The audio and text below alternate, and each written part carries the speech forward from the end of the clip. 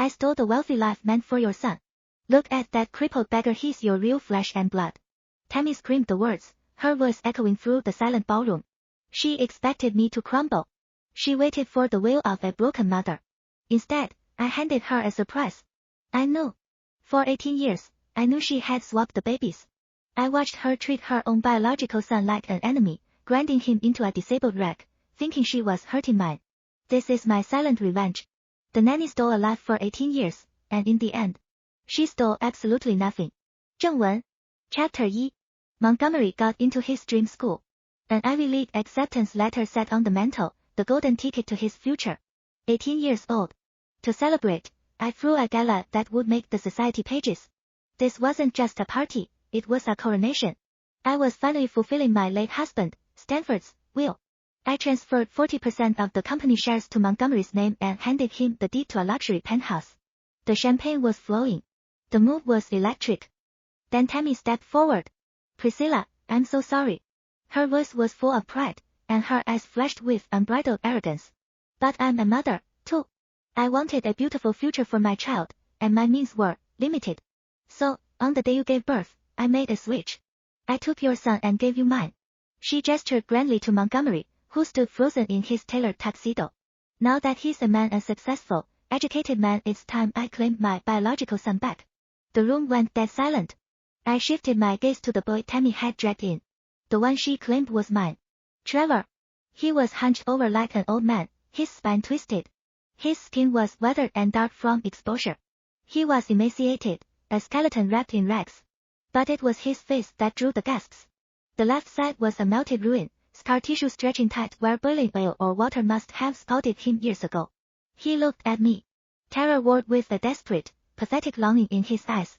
Mom! Montgomery's voice cracked. He gripped my arm, his fingers digging into my flesh, his eyes darting around the room in wild panic. A cold laugh built in my chest, though I kept my face impassive.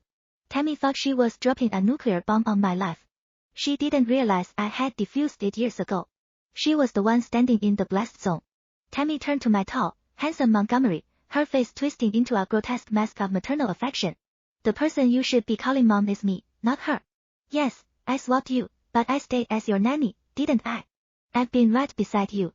I've loved you every single day, my son. Montgomery wavered. His pupils dilated. He stared at me, his breath hitching, his hand clammy and trembling against mine. He was begging for a denial. For me to scream that she was lying.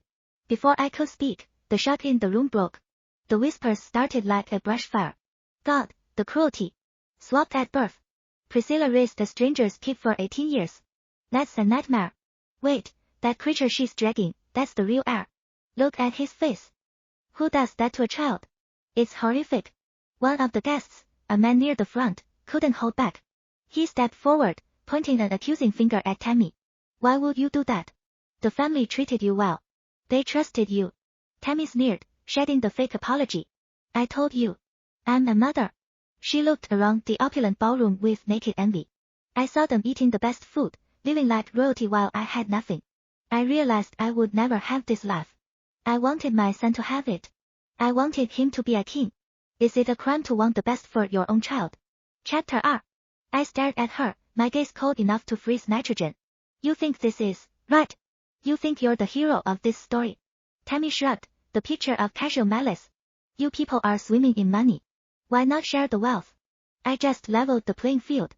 She looked at Montgomery with satisfaction. Look at the result. That's what a rich upbringing buys.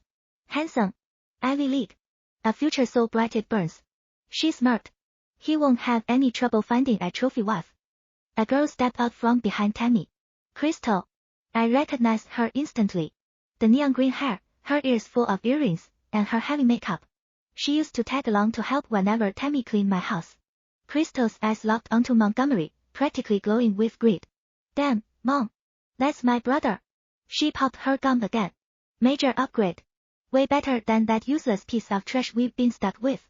Tammy leaned in toward Montgomery, her voice dropping to a conspiratorial whisper. I did this for you, baby.